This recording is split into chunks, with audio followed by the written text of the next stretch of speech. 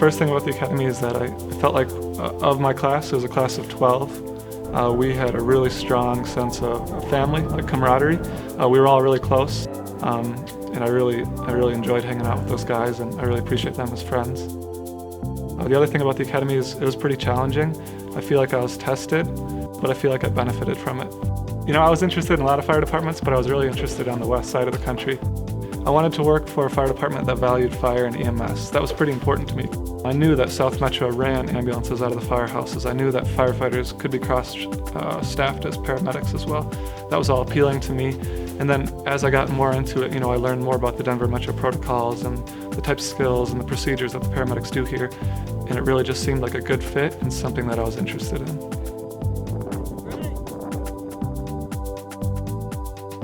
The Academy here was a great opportunity that we really strive to produce thinking firefighters and to put firefighters in scenarios where you're expected to perform outside of the, take this hose 50 feet, turn left, drop it, do this, those kind of rote memorization, but you're expected to function in a dynamic situation on the fire ground. And I think in our academy, we had the ability to do that, and it's something that we do well. There are highly motivated, intelligent people that encompass this whole department.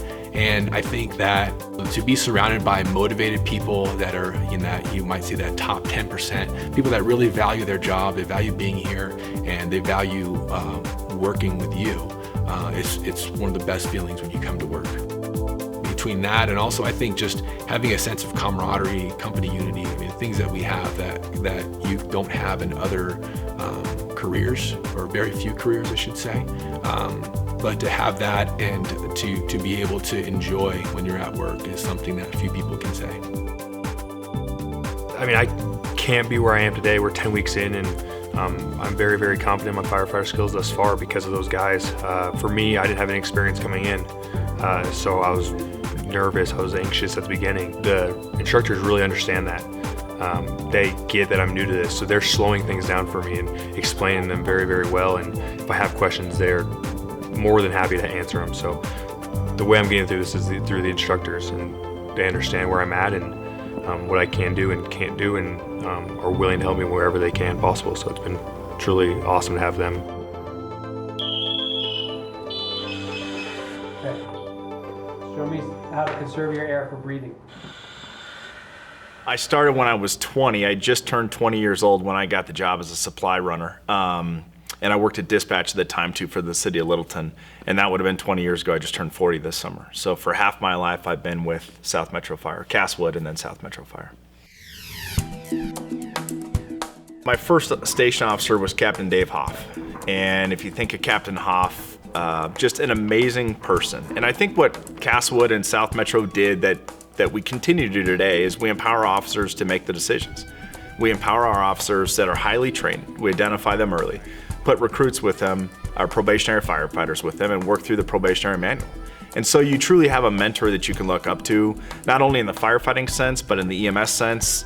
And I think that's one thing that we do really well is like I said, we empower officers, we find the right officers, and we match the recruits with the officers to make sure that's a successful outcome. I think if you look at opportunities for advancement at South Metro and how our growth is projected over the next 10 years, I think you can look at it a couple different ways. Some of our older members are going to retire. So our average age right now is probably mid to late 40s. That's going to significantly change in the next few years with this next few hirings that we're going to do. So I think that's factor number one. Factor number two is when you look at our district, there's still a lot of open land for them to build houses. And when I drive the district, every single month it seems like there's a new major project popping up or a new major company coming in. And when those two things combine, that creates growth for our district, which creates not only a financial-based growth, but it creates opportunity to build new firehouses in new neighborhoods, which creates growth through hiring employees and promotions that way. And then I think the third factor we always have to look at is that the size of South Metro today at 176 square miles is not going to be the same as we are in 10 years. In 10 years, we'll have unified with other area fire departments. We're talking about it now. We'll continue to have those talks. It's the right thing to do for the citizens. It's the right thing to do for the taxpayers. There will be continued growth through the department just growing in size. We're very blessed here that we have the budget, we have the time to do it, and we have the empowerment from the administration that this is the way you're going to do it. So if I were to say, what's the South Metro way? It's all of that. It's everything that we empower our people to do on a regular basis to make a difference in somebody's life.